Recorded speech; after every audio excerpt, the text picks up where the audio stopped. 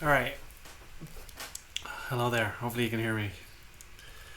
Um, Thanks for coming, everybody. Um, so we didn't have a Twitch stream last week, um, but I spent the time, hopefully being productive, and uploaded all of the previous streams to YouTube. And one or two of them I had to glue them together. And actually, what helped me most with that is that um, I got one of those new fancy MacBooks, the M1s, and so running Final Cut Pro and stitching together those videos actually went super fast, and it was way more pleasant than I've previously done on my previous MacBook, where it would just take quite a long time and be really slow and sluggish. So that was kind of cool. But they're all there now, and if you want to see the archive of these sessions, you can go to the Shuffle Sharding channel on YouTube, just search for it, or go to my website, shufflesharding.com, and click on the YouTube icon, or click on videos, and either way, it should be pretty easy to find them. It's interesting, the views on YouTube track pretty well what the viewership on Twitch was, which I find super interesting. DNS, again, still has the most views, which is cool. And the view order, the number of viewers is not like just the order I uploaded them in or anything like that, but seems to kind of organically match like the numbers of viewers we got here on Twitch, which is kind of cool. Now we get more viewers on Twitch. Typically the talks get 1,000 plus views on Twitch. Maybe that's because they're more recent, or it's more discoverable or something, or maybe just Twitch is better than YouTube. I don't know, but on YouTube they're still getting interest.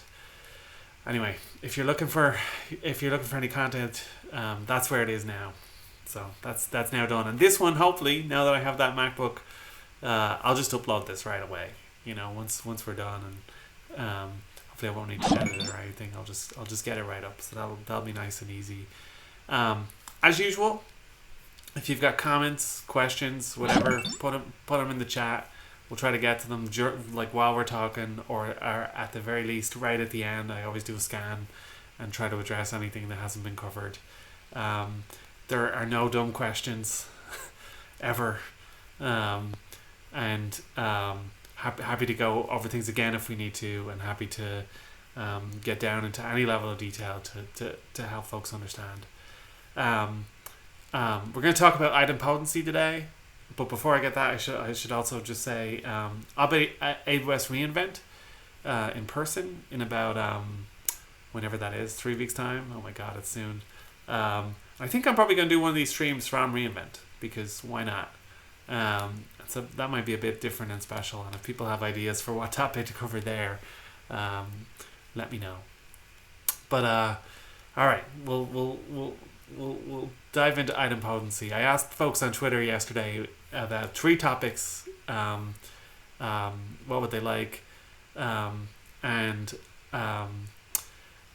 Sci Guy, you missed my intro. They're all on YouTube now. Just go to the Shuffle Sharding channel on YouTube. They're all there.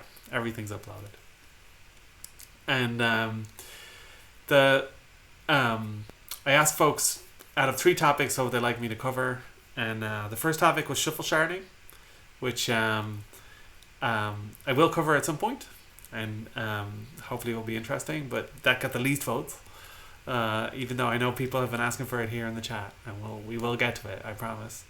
The next most voted topic was meetings, and how to not suck at meetings, which I still suck at meetings, but I suck less at meetings, I think, than I did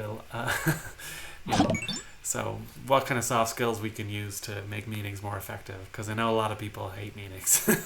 So but we'll cover that as well someday. But the one that won is what we're going to talk about today, which is idempotency, which my dictionary and my spell checker tells me is not even a word.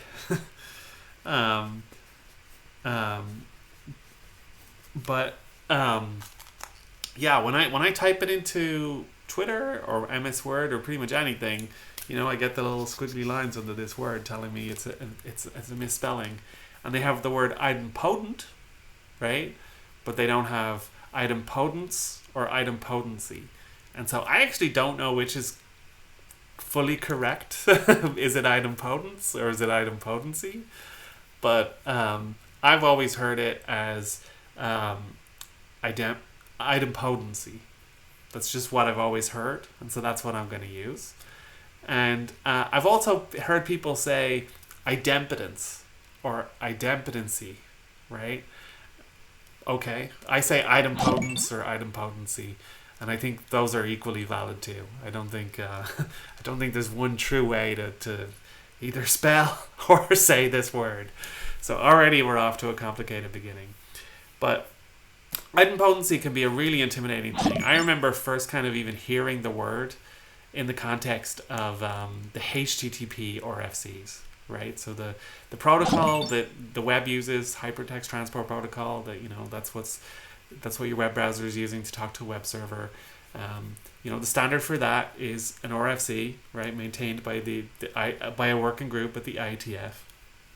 And if you're ever working on a HTTP in low level, you'll look at that RFC, and actually other related RFCs too, that go into this topic in detail. They've got big long sections about idempotency and how to handle it. And I remember being really intimidated by that. It seemed like a very academic term, and it seemed I just couldn't get my head fully around it at first, and it seemed maybe overly complicated. I was kind of thinking like, wow, for what this is supposed to solve, there's an awful lot of detail here. Does that seem right? And 20 years later, I think it is right. And actually, the amount of detail that's in the HTTP RFC is actually kind of a rare, really good example of just how much detail it takes to wrangle idempotency. So it's a naturally intimidating, a naturally complicated topic, but it's also a great place to begin in distributed systems engineering, and it's also a great place to get started because it's simpler than it seems, at least to start with. So let's dive in. So we've talked a lot about the word. What is the basics of what idempotency is, right? So at the core, right, one way to think about idempotency is it's a property that lets you retry requests, right? So you make a request, let's call that R1, and you throw it to some system, and that request could be almost anything. It could be like, I want to buy this physical good, like let's say I'm buying something on Amazon, right? Or it could be I just want to check the balance in my bank account, or I just want to read a web page, or it could be something where you're uploading to Dropbox, say, right? And for all sorts of reasons, that request might not succeed, right? So you want to be able to retry it, right? Let's call that R2 is the retry, right? And idempotency at its core is just a property of like what we're going to do in our system to make sure that when you do this, you don't just end up with like basically two things. Like imagine you're uploading a document to Dropbox and it doesn't work, and then you have to retry. Okay, great, but now you've got two documents, right? That's not what we want. That's not an idempotent design. That doesn't have idempotency in it. And it can have small side effects like, oh, now I've got two documents and I have to clean it up, or two documents and I don't notice and now I'm getting charged for two instead of one, or whatever, right? Those can be minor things, or it can have really big consequences, right? Like idempotency issues can really break open systems in serious ways sometimes, and trigger all sorts of transactional incorrectness in those systems. So that's why we pay attention to those details. But that's all idempotency is, right? It's just like the goal or target of like, look, I want to be able to retry things, and when I retry them, it's like the first time worked, and it's not like there's no risk of a double or triple or multiple action, right? And that's important in distributed systems for a few reasons. One is from like just a basic availability perspective. Systems fail, and it's not always clear how or when they failed. right? And we have to be able to retry anyway and still get to a correct state. I'll go into an example of that in detail. But also in a security context, right? Like a kind of attack that an attacker can try to do is a replay attack, right? Where sometimes they can try to trigger your client to make retries, or they can just grab your message or your request, and even when it's encrypted, sometimes they can just send it again, because it's not like they're trying to break the encryption, right? It's not like they're trying to understand what's in the request. They're just trying to send it again, right? And in a lot of systems, if they're not defensive of that, there could be bad consequences, right? Because somebody malicious could come along and just try to replay requests and mess with the overall state of the system. So let's drill into like what's going on when things fail and why we actually need to even retry in the first place. Because that's we're really going to learn, like just in going through that, we're going to learn literally the most important things about distributed systems. They really are very simple at the base. At the core of distributed systems engineering, right, there's a famous quote which I can't quite remember perfectly about, a distributed system is really any system where somebody else's computer, could break me, right? And that's very true. But like, the simplest distributed systems always have at least two components, right? Otherwise, they're not distributed. And so let's say we've got a client and a server, right? And they're they're distributed, so they're in different locations, and that can mean they're like on different sides of the world with like many tens of milliseconds of latency between them, or it can mean they're like right beside each other, maybe in the same rack, right? But they're still a distributed system.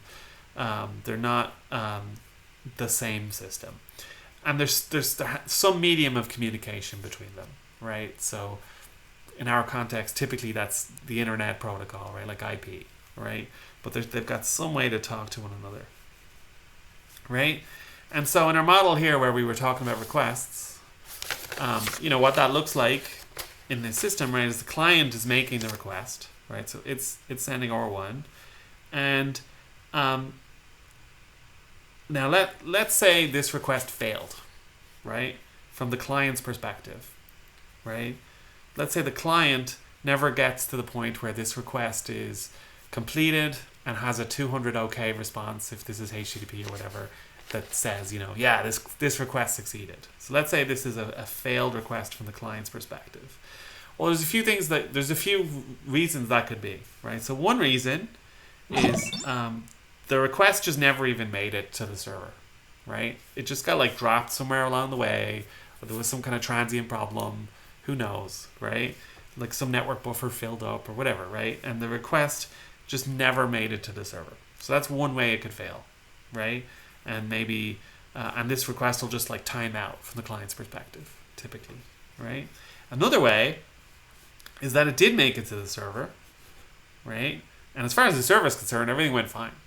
Got the request, did what it needed to do, and sent the, I acknowledge this went okay, here's an okay response, have at it. But that response is what got dropped, right? So this response never makes it to the client, right? And those two scenarios from the client's perspective look the same, right? Either way, the client gets a timeout, they never get a 200 OK, they've no idea whether that request really happened or not, right? All they know is, I never got the acknowledgement, right? And so in the second case, at least, where the server did get the request and carried out some action, but the response didn't make it to the client, like that's an example of a partition, right? And all a partition means, really, it's just a fancy way of saying, look, in our distributed system, we've got like two different perspectives and they don't agree with each other, right? Like the client doesn't know whether the request happened. As far as it's concerned, it got this timeout, there was an error. The server knows it happened, right? Because it got the request, it processed it. So they've just got different views of reality, right? Like on this, and let's say this request was to change the value of something, right? Let's say it was, putting $10 in my bank account, right? Well, now the server thinks your bank account has an extra $10 in it, but the client doesn't know whether that's true or not yet, right? So it's another kind of reflection of the partition. And there's no like one correct perspective either. Like it's like if you're on this side of the partition and you can't reach the server, like it might as well be true that the request never made it there and it's not $10 more yet. But if you're on the server side of the partition, you know the $10 made it in and it is there, right? Those are equally valid perspectives, right? Which is like a really important concept to get into your mind. And that kind of blew my mind the first time I learned it. I remember it very well. I was working at a company called HEN in Ireland, and I was there as an intern at first, and my mentor there, Anna Wilson, was walking me through how like BGP works, which is a network routing protocol. And again, that is a protocol that seemed very complicated. But she explained to me how like, yeah, but what you're forgetting is different networks can have different perspectives, and they're all true, right? And so being able to wrangle that and being able to think about all of those equally valid states at the same time, like that's kind of why distributed systems is hard, right? And it's kind of why we have to come up with techniques like idempotency to make it easier, right? And to solve those problems. There's another extreme example of that. When I was working on our health check system for Amazon Route 53, our DNS service, we would have customers ask us consistently, hey, I need that health check to tell me whether the system is up or down. And we're like, okay, but it's not quite that simple. I know it sounds like a very simple ask, and I agree with you, but it's not always that simple. And one reason it's not that simple is, okay, well, we've got health checkers spread all over the world, in every AWS region, right? And they're hitting the targets that are configured by customers. And some of those targets are going to be in the same region as some of the health checkers, right? And so if there's some kind of problem with the internet, well, as far as those health checkers are concerned, like let's say a health checker in Dublin that's checking a target in Dublin, it's going to go, yeah, it's healthy, it's great, it's up, everything's good, right? But if there's some kind of internet problem around Dublin, right, and nothing else can see Dublin, everything else is going to go, well, but it's down, right? And those are both true perspectives. Everything outside of Dublin thinking it's down is true for everything outside Dublin, and everything inside Dublin thinking it's up is correct. And then there's an opposite perspective that's also true. Like the things that are in Dublin are basically going to think the entire rest of the internet's down, right? They're going to be like, yeah, every AWS region is, failing its health checks or something like that, right? From the perspective of being like inside the minority partition, right? And that's all true at the same time.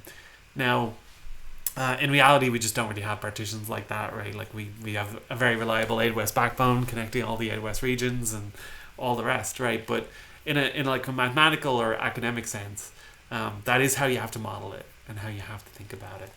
And getting used to this idea that there are parallel states that can be true at the same time is an important concept for wrangling distributed systems. Now, after I learned this from Anna, a more general more general statement of these kind of properties, eventually became known as the CAP theorem, right? Which you can search for the paper. I don't know. I should have printed a copy here that we could have looked at. And the CAP theorem states, and we'll probably do a separate Twitch stream of the CAP theorem someday.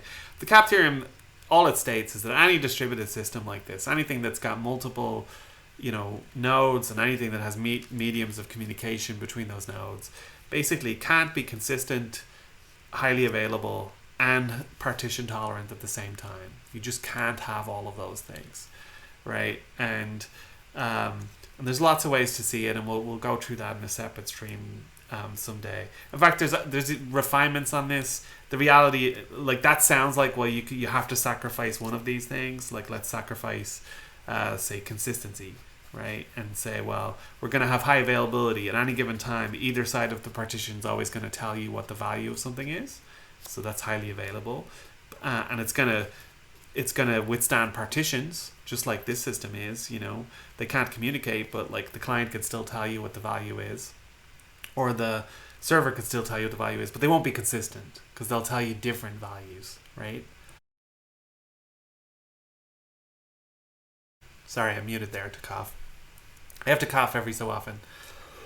I've had a head cold, but I'm coming way out of it. And I took COVID tests, and I do not have COVID. Even my PCR test says I don't, so that's good. I'll take a drink.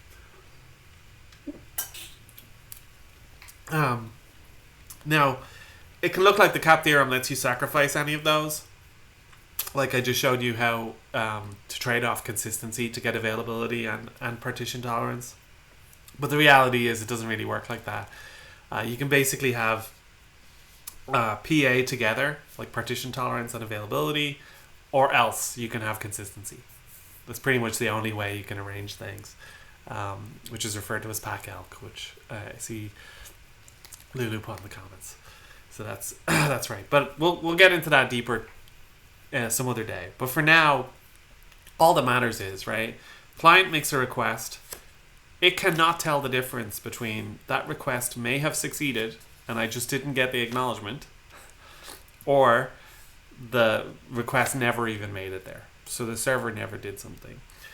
So when you're doing a retry, right, when OR2 comes along, there have to be special things about OR2 or the overall design of the system that indicate, well, if you're in the second case where the request was processed, right, the server has to know, well, not to do it again, basically, right? Or to do it again in a way where it doesn't change any state, which is another option. We'll get into both. But either way, effectively, at the end of this sequence, whether OR1 succeeded or not, and then we send OR2, like the end effect has to be the same. The systems have to be in the same state for this system to be idempotent. Right? That's what it is. That's the core of this. And so we'll cover a bunch of different techniques for how to achieve this, and for how hard it can be to achieve, and some of the wrinkles. I should say we have an Amazon Builders Library article about this that my colleague Malcolm wrote. It gets into really great detail too, and covers a lot of strategies that are super interesting. All right, so let's talk about strategies, right? So the first thing you could do is, okay, well, let's look at it. So when a request comes in, right, and it gets to the server, and it's processed, that's good. But then when it's repeated, actually I'm going to call this OR1 prime instead of OR2. Just to make really clear that they're basically the same request, just being retried. The server needs some way to basically tell, look, these requests are this is the same request I saw before. So you don't need to do it again. You don't need to carry out those actions again, right? And there's a few ways to do that, right? So one is you could just look at, you could try to give the request some kind of fingerprint, right? And it's tempting in systems to go, well, let's just look at the parameters of the request, right? Let's say we've got some simple API, and it's I'll make it a put just to be more pedantic. So let's say it's a put request, so we're sending an object into a server, right? And we're going to say, okay, well, let's say it goes to my object, 111, blah, blah, blah, and then there's some like content in here, right? And you could just fingerprint this whole request, right? You could just like use a checksum algorithm, a hashing algorithm, to like give that a synthesized kind of fingerprint. Like here's a synthetic fingerprint for the whole request. And when that gets to the server can actually do that fingerprinting. Like you don't even have to modify the protocol to do that. And it could just say, okay, well, when I get this request, I'm obviously going to do everything the request wants me to do. And alongside that, I'm going to record, in some kind of durable data store, the fingerprint of the request so that I know it happened again. So that I know it happened, right? So it stores the fingerprint, right? And that can work in some systems, but the classic challenge with this, right, is okay, but like let's say I change the object back, like intentionally, to something else, and then I want to set it to this again. Okay, well now my fingerprint would stop that from working, right? So if you're synthesizing the fingerprint from the request itself, you run into trouble super fast. Like it's really, really hard to make that work for protocols in practice. Although I've seen a bunch try, right? So you lead to this problem of like ABA problem. Like what happens if I make request A, then request B where I change it, but now I want to make request A again, and that's totally legitimate, which is a super common pattern. All sorts of protocols let you do that. But if you just have this naive, well, remember every request you've ever seen, give it a fingerprint, and don't let it be repeated, that won't work. This technique of like giving requests a fingerprint and like maintaining a record of the ones you've seen and then rejecting ones you've previously seen is also called a strike register. That is, you maintain a register and you strike things in the register when you see them. And if you see them again, you don't let them happen again. And it can be a pretty crude solution that you can bolt on to protocols that didn't think about idempotency. But it's not great. And you run into this, like I keep saying, ABA request problem. So it's pretty clear you actually need something in the request itself that's going to be an identifier, right? You need something that the client actually comes up with that says like, here's my actual unique ID for this request, right? And so, in the parameters of the request, you've got some piece of metadata, typically in a HTTP header, if it's like a REST protocol or whatever, where you put a GUID, right? Like a globally unique ID. And hopefully you just use something like a regular GUID library to come up with that, right? It's okay. I'm just gonna don't know what to do with that comment, but they put a GUID in the request, and there's not much more the client has to think about, right? It just has to create a GUID when it's creating the first request, and just put it in there, and it can send that to the server, right? And now the server goes, okay, well, if I see that GUID again, I'm not gonna reprocess the request, right? I don't need to think about that too much. But the next kind of challenge that runs into, though, right? The natural kind of thing is like, okay, but what if they're clever? What if they try to mess with my system and they don't use like truly random GUIDs, or they try to collide with existing GUIDs? And the answer to that is, for the most part, it doesn't matter. For the most part, a person can really only impact themselves, right? Like if an attacker who was trying to do that, they wouldn't know the other GUIDs that other clients have used. GUIDs should be huge, basically random strings, and if you use a good GUID library, it'll do that for you. They're in a very large, unpredictable space, so just trying to guess them won't work. So they really can't victimize anybody else.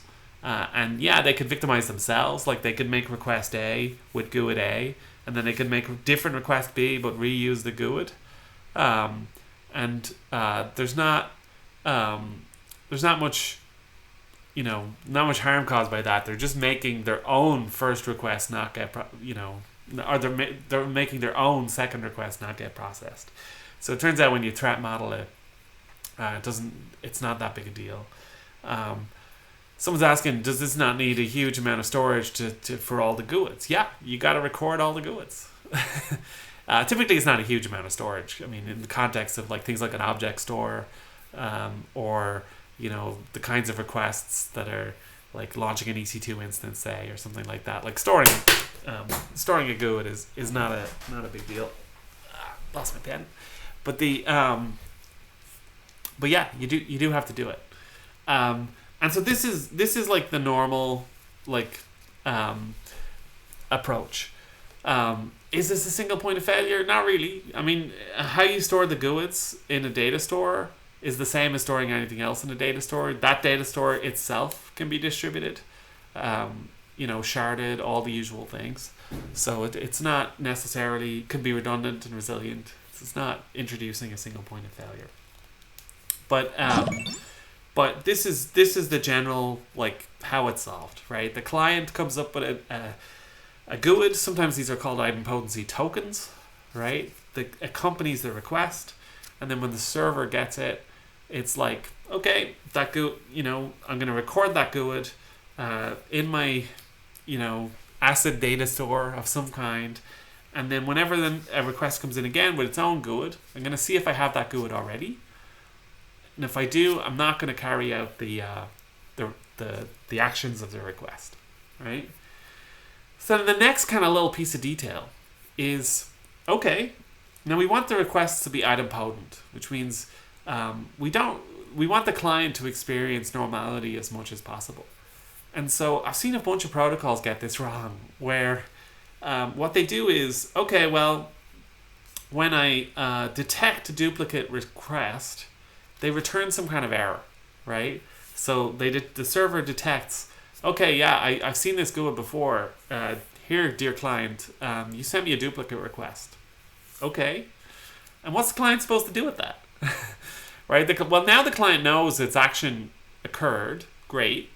But if there were anything in the response that they needed, they don't have the response. They got an error, right? So a lot of protocols, there's meaningful things in the response. Like maybe I upload an object and it returns back a response that tells me, here's the impact of that object on your quota, or here's the directory we put it in, or something like that, And now it has to go maybe read the object to get back that response again, right? So you're forcing the client to do this dance of extra requests.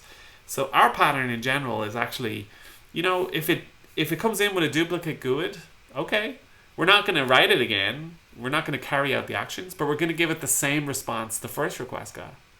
We're just going to give it the same response, right? Like, here's your 200 okay. Here's your response, right? And that just makes clients easier to write. It just makes the overall system simpler, right? That's all that's about. But it is a nice little saver. Now, in the HTTP protocol, which I mentioned earlier, idempotency plays a big play in how you can cache HTTP objects safely. And E-tags are basically the GUIDs. E-tags end up as these fingerprints of like particular objects and a point in time snapshot of that particular object and so on. And so to achieve idempotency, the HTTP protocol has, the reason it gets so complicated is because when you start introducing caching or like another system on top of this, I'll go through an example. You start to have to reason about, okay, here's my version of the object. What's your version of the object? How are they the same? Do I have it already? If I have it already, I don't need to do anything. If they've changed, I need to know, and so on.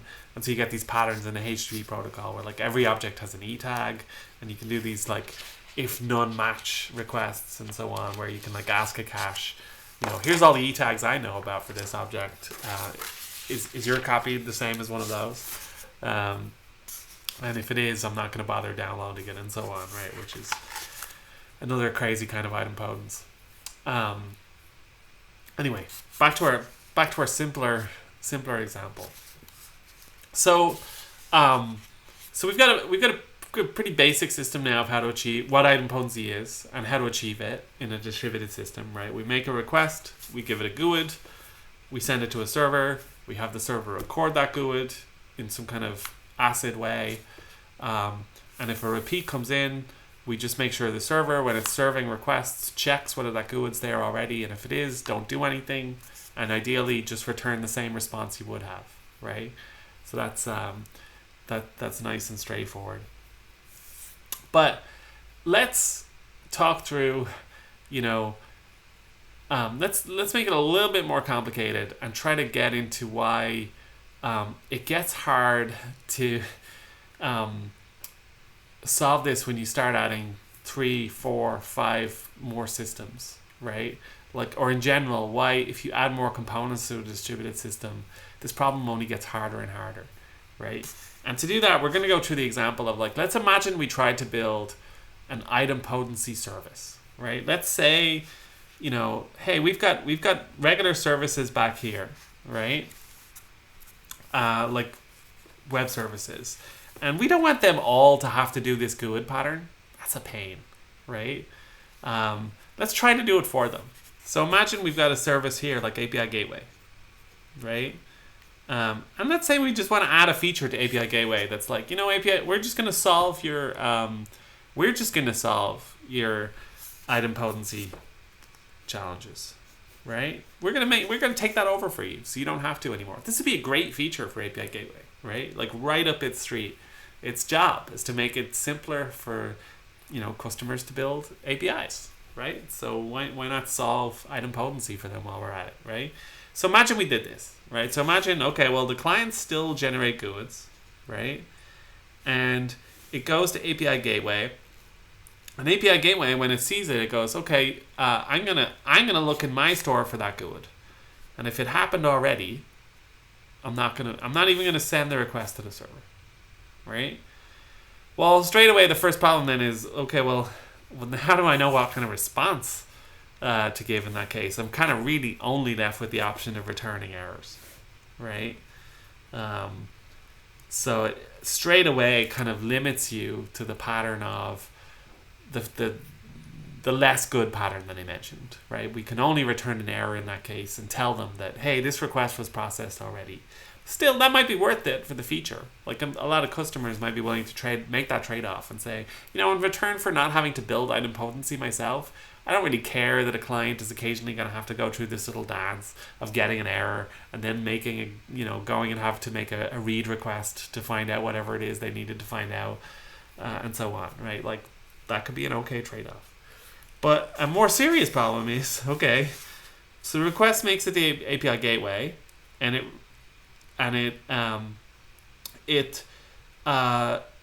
the case where, let's say, it hasn't seen this GUID before, okay, well, it's going to forward it to the server. All right, great. And the server is going to send back a response, right? And then it's going to record it in its, like, little GUID database, right?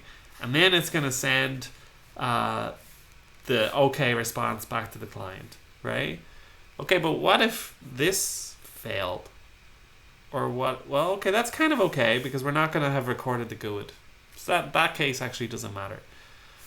But what if this fails? Okay, so the request made it to the server, so the server did something, but this response never made it to API Gateway. So it doesn't know whether it really happened or not. Oh dear. So it doesn't know whether it can save that GUID or not. Right? So I hope you can see idempotency, it has to be hop by hop.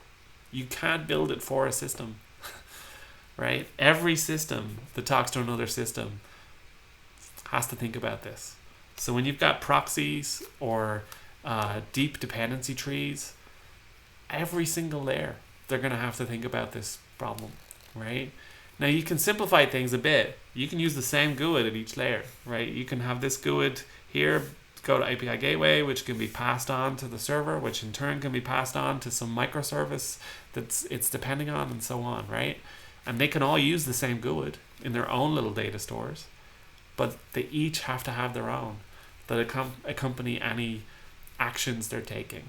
Now, if the microservice is just some kind of translation layer, doesn't do anything stateful, doesn't record anything durable, doesn't matter, right? Because like, okay, well, you can ignore idempotence because we'll just come in and do it again, right? So that's okay. But if it is taking any kind of durable or stateful actions, you need idempotence there, right? And that's why. So that's one reason about why things have to be hop by hop. And then another challenge with idempotence is, often, you've got these middle systems that are trying to do things on behalf of another system. So let's say instead we're adding a tagging feature into API Gateway. Imagine API Gateway could just manage tags for you, right? Imagine it could, when you put an object, there's a certain way to indicate this object should be tagged X, or Y, whatever the client wants, and API gateway records those tags, right? And then, and then the tag, and then, when it just tracks those tags, it stores them. They get to the server, and when the server responds to API gateway, it doesn't even know that the tags are there. But then when API gateway responds to the client, it can add the tags, enforce tags, and so on, right? So imagine tags live in like API gateway layer, and objects live in like the server layer. Well, that gets even harder, because it turns out idempotency isn't even enough to solve problems like that. Because then you'll run into problems like, okay, well, what if I created the tag in API gateway, but I didn't create the object? Well, now I've got this weird orphaned tag over here with no reference. And as far as the client's concerned, the object doesn't even exist yet. And then what if they change their mind and they no longer want to create that object, right? It's not, it's not safe to have that tag lying around, because what if they change the request and the next time it comes in, it's like, oh, I do want to create that object, but without that original tag, right? So you need a way to disambiguate between like that instantiation of an object and the second instantiation of an object, and it gets really complicated really, really fast, right?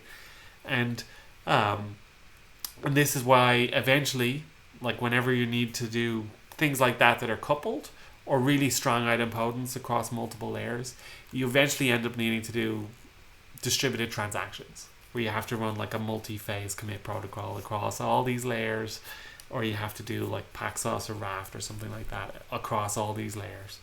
And things get this is why distributed systems gets gnarly and detailed in those areas, just to kind of open your mind to it, and why it doesn't work out. Anyway, but for idempotence, or basic idempotence, we don't have to think about it too much already. We've pretty much got it, right? We know that clients have to give some kind of unique identifier to requests, or any request they'd like to be able to repeat, and anything they're talking to, each hop along the way that's making any stateful or durable changes based on that request, has to incorporate that GUID and has to prevent duplicates. If we want to get an idempotent system, they're in a very pure kind of philosophical or academic sense, true idempotence is actually impossible. There will be side effects of making a request 2 or 3 times that are not the same as if it had happened the first time, right? Simple examples are, there'll be twice the amount of requests in the logs. Right? If it occurs the first time versus versus the second time, they'll have different object creation times, right? Like things like that, right? Those little side effects, from a very pedantic, philosophical, academic point of view, mean that the system isn't really truly idempotent. It's not like sending 2 requests has exactly the same effect as only sending the first. But you kind of have to wash them aside. Although I will say an important one to think about is, especially in a system that you have to threat model, is if you're building idempotence for security reasons, because you want to make sure messages can't be replayed by an attacker, right? You should remember that typically a throttling system isn't always idempotent itself, right? So if the message can be replayed millions of times, maybe it could still overwhelm a throttling system, right? Which is, and you have to think about that differently, right? So, there are other solutions to that. So I'll stop there for now, right? There's not too much more to say about idempotence. Hopefully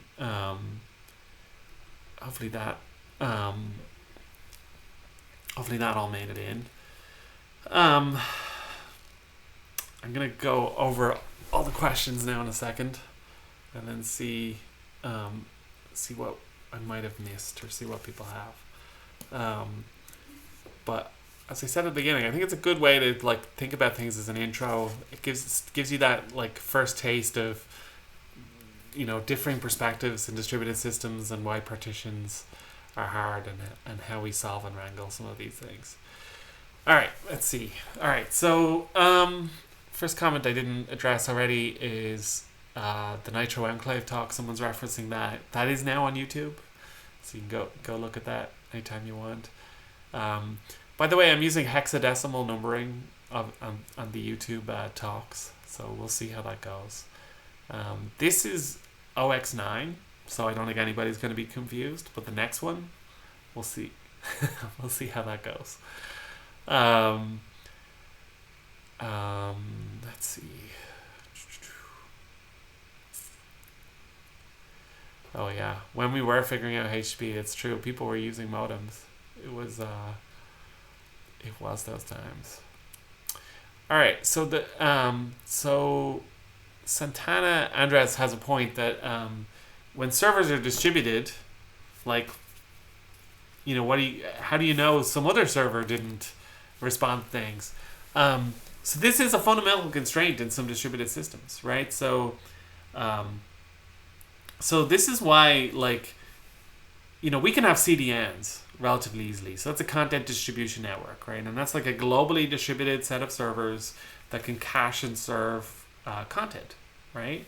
And for the most part, we don't have to worry about idempotency on read-only systems, right? Reads are inherently idempotent, right? You're not making any state changes, and even if the object changes, all that's going to happen is you'll either get the latest copy or the one slightly before, and that's okay. That's called eventual consistency, right? And we know how to architect that, and we know how to build that. So it's very easy to distribute something that's read-only, right? And a CDN is a really great example, where we can have nodes in Australia and New Zealand and South Africa, and we can have nodes in Seattle and Portland and Vancouver, right? Literally as far away as possible from one another. It doesn't matter that there's slight disagreement at any point in time between all those nodes about what the latest copy of something might be, because the system's kind of built around that assumption, and everybody's okay with that. But it's pretty close to impossible to do it for write-only systems, right?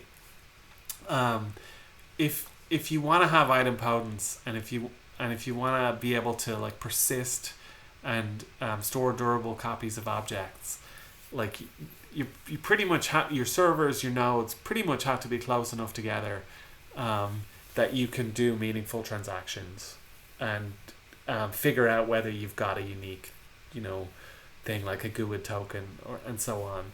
You can kind of, like, try to architect above that. You can add a consensus layer above this. Systems like Spanner, right, attempt to do this, where you can run a consensus protocol on top to see, well, out of all your locations in the world, what's currently healthy? Do I need to flip between them or do anything like that? But at the same time, any individual write in general is being steered to, like, one particular place where you can have an ACID transaction that's going to, enforce the kind of uniqueness and so on that we've been talking about today.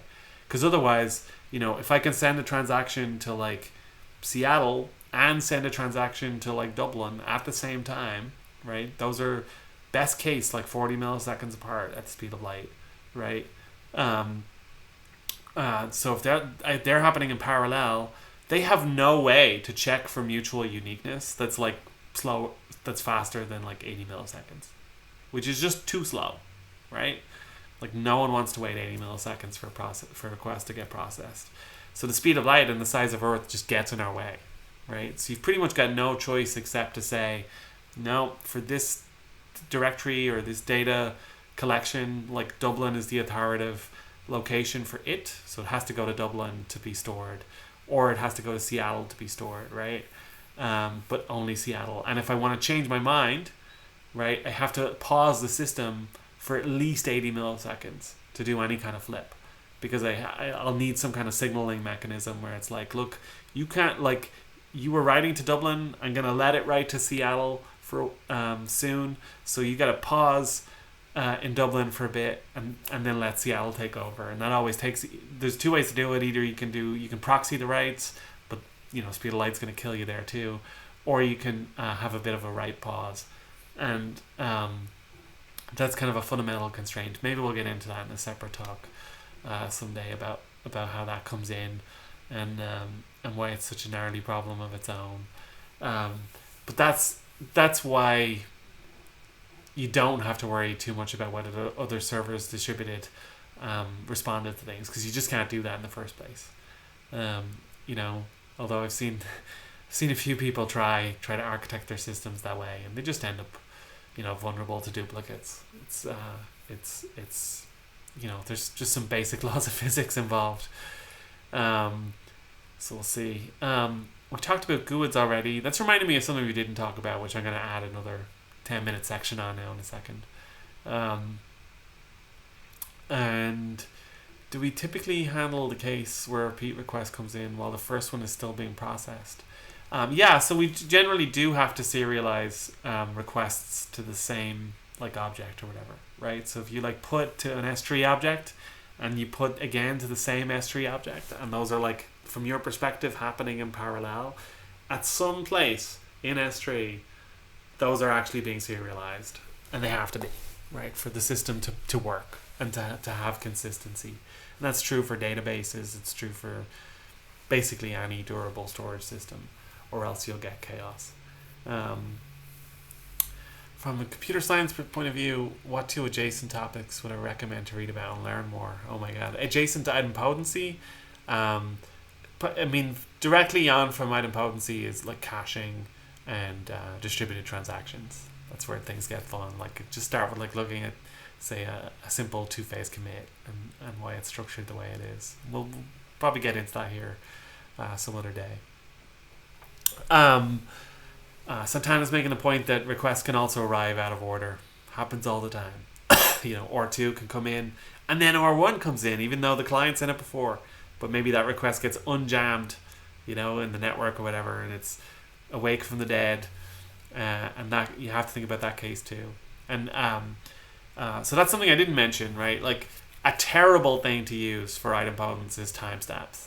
Like, I've seen people try to do that, where they just put a timestamp in the first request, and then they go, well, if the second request comes in and it's got a higher timestamp than the first one, then like that's the duplicate, and so on. It's like, no, because exactly what Santana said, like sometimes the first request can come in after the second request from the server's perspective. You know, there's actually a nice relationship between all of this and Einstein's general relativity, where the order of events is all a matter of perspective and where you are, and you kind of have to adapt to that thinking too when you're building large distributed systems. So anyway, I teased a 10-minute section that I forgot to talk about, so I'm going to blame my head cold, and I'll get to that. Which is, so we talked about GUIDs as a way to achieve idempotence, and it is the most practical like technique, and is almost certainly what you should go to if you're building an API. Like, that's the normal way to how to do it if you have to store a durable state. But there's another pattern too, which is to try to make the requests themselves naturally idempotent. And a way to do that is, like, some data structures for storing persistent state kind of have that property very naturally. They tend not to be very agile. They tend to be kind of esoteric data structures, like CRDTs are a good example, right? So if you haven't heard of CRDTs, they're commutative relational data types, I think. I'm not completely confident about that order, to be honest. But it's and they're a whole other approach to idempotency and ordering, where the goal is we're going to use consistent replicated. I was just totally wrong. Consistent replicated data types. I always think the C stands for commutative or commutativity. No, apparently we're all wrong. They're conflict free. All right, there we go. But the great thing about CRDTs they're basically data structures or data types, where you can send your requests, like your writes, in any order, and you'll still get the same outcome, right? So that's what they promise. And most of them, as just a nice convenient side effect, are also generally tolerate duplicates. Like, if you send the same request twice or 3 or 4 times, like, it won't matter. It won't make any difference. Often that's because what they're doing under the hood is they're using sketches or sketch algorithms or other things like that that actually have unique identifiers baked into them in a deeper way in how they work, as though they're just kind of naturally deduplicating. But that's like a whole other approach of how to make a system tolerant. And there's some pretty cool systems out there that people have built on top of CRDTs. CRDTs are often used by like collaborative text editors, right? Like people, when you got multiple people typing at the same time, but people have crappy internet at home, right? And who knows whose keystrokes are going to make it in when and so forth, right? You can't plan for perfect ordering, but they'll still come to the same result no matter what order. As long as everybody gets all the events eventually, they'll all have the same page in front of them, which is pretty cool. Now, how they actually resolve conflicts, if I typed this and you deleted it and then so forth and so forth, that's like a matter for their implementations. But it's still pretty cool. So that's a whole other way to do things. I'll just give you a really simple example of like writing to a sketch or a CRDT that maybe will prove to you that it is possible, which is I'm going to use the classic cliched data structure, a Bloom filter, right? Which we haven't done. Used to be a very cliched interview question. My friend Joe bemoans that as many times as he's seen Bloom filters on an interview whiteboard, he's never seen them in production. I am fortunate enough they actually get to work on something where we do use Bloom filters in production. So, haha. But if you don't know what a Bloom filter is, they're really, really simple data structures. It's basically an array, right? So you've got an array with slots in it. And let's say all we can store in each slot in the array is a bit, a 0 or a 1, right? That is also called a bitmap, a map of bits, right? And those bitmaps, those 1-bit bitmaps that we've all seen of images and so on, that's all they are, just big arrays of zeros and ones, right? And the idea is, if you want to, so Bloom filters don't store objects, but they are things you can write to, and they record basically whether or not you've seen an object or not, right? And or maybe have seen an object. We'll see why that is in a bit. And the way you do it is really simple.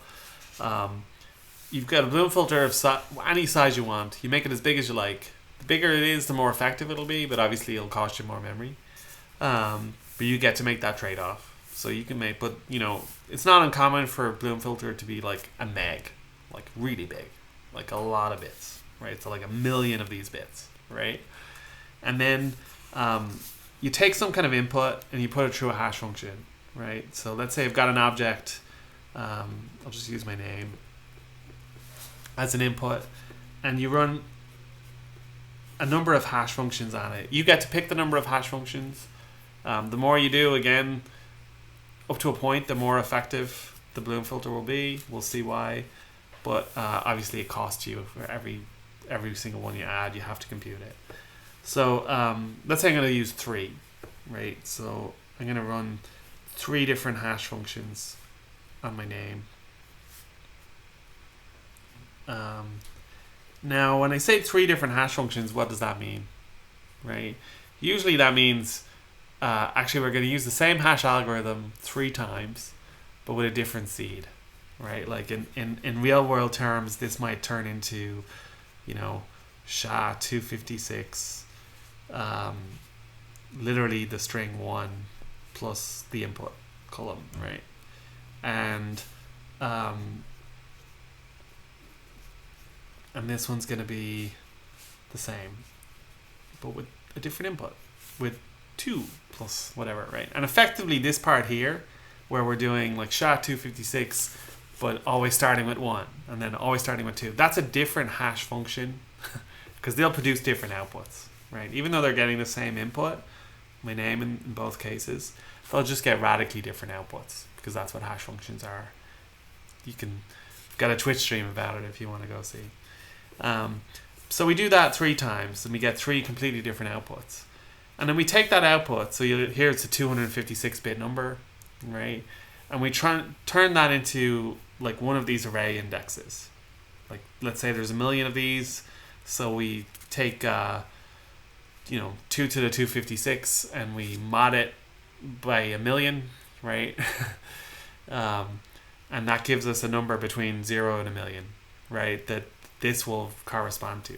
So just for easiness sake, let's say that then hashes to like 3, and this hashes to like 7, and let's say we do it again, and hashes to like 5, 3, 5, and 7 are set to 1. And those are now recorded. That means this Bloom filter records that it saw the string column by setting these 3 bits. And the way you can see that this is idempotent is if I do this again, it's going to be the same 3 bits. Right? So if I send in another request, hey, record that you saw a column, it's going to do all of this, and it's going to get 3, 7, and 5 again. And it's just going to set these 3 bits.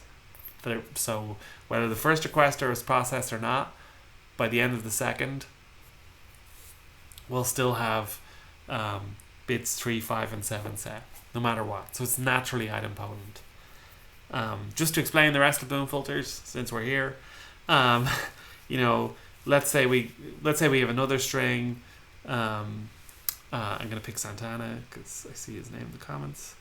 And we do the same thing here, and it comes to bits, let's say 3, 4, and 8. Then I'm gonna set, 3 is set already, so don't do anything.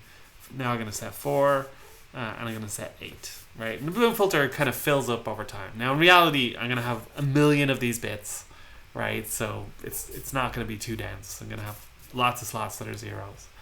And then the way a Bloom filter works is, to test if you saw a string or not, we go through this process again, and then we check if the bits are set, right? And if I come in with, yep, those 3 bits are set, so we probably saw a column. And if I do this again for Santana, it's going to be like, yep, we probably saw Santana because his 3 bits are set. Now if I come in with a totally different string, let's just pick Eve, and that goes to like 2 and 1 and 3, well, bits 1 and 2 aren't set, so we definitely didn't see Eve. So Bloom filters can tell you for sure that you didn't see something, and they can tell you probably saw something. And the reason you say probably is because, there is some chance that like other things came along and set those bits by chance, and then that's why we're saying we probably saw a column.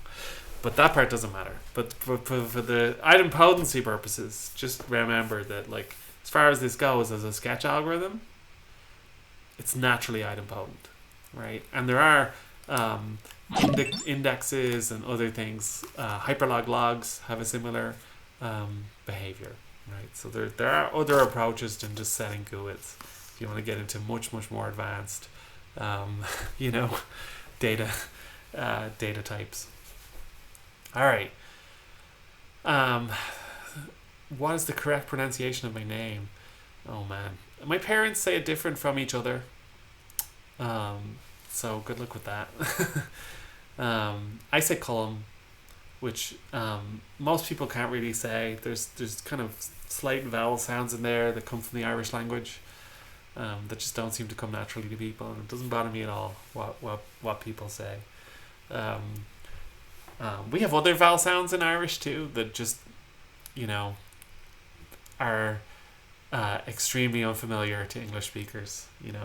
Loch is a pretty classic one. Like, people know Loch, and some people can say it, especially Dutch and South African people.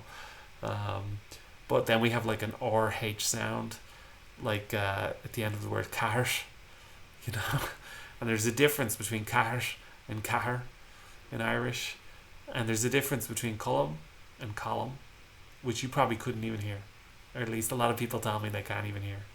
But those are, when I say Cullum and I say column, like, most people in Ireland can tell those two apart by quite a way, and actually would use them in different contexts. Another unusual thing about the Irish language is your name is pronounced differently and spelled differently depending on the context.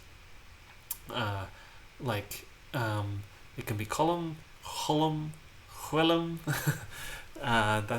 That's the nominative case. If somebody was just saying, "Hey, Cullum," like they would say "Ach, Willum," which is completely different again, right? So, it like all of this is a long way to say it really does not matter how to say it, because there is no one way to say it. It's Irish is a crazy language. Well, welcome to the party. So there you go. Awesome. Newfoundland here. I love Come From Away. Seen it several times. Great musical. Go see it. Seriously, people, if you've never seen Come From Away, even if you don't like musicals, give it a try. It's on I think it's on Apple TV now, if you want to watch it. And friends of mine are in the band, so that's double the reason to go watch it. All right. I think that's everything for Idempotency. If you've any other questions, take them to Twitter. As I said at the beginning, all the talks are now up on YouTube. Just go look for the Shuffle Sharding channel, or go to my website shufflesharding.com and just click on the videos or YouTube icon, and you'll get a link right there. So the full archive is up, and hopefully this will be up pretty soon. And this will be OX9. I'll have this up within a day or two on YouTube, although it'll live on Twitch for the next 16 days. Thanks again. If you've thoughts on what I should do next week, out of meetings and soft skills for meetings is the top contender at the moment. But if you think I should do shuffle sharding or something else, let me know. Anyway, stay well, everybody.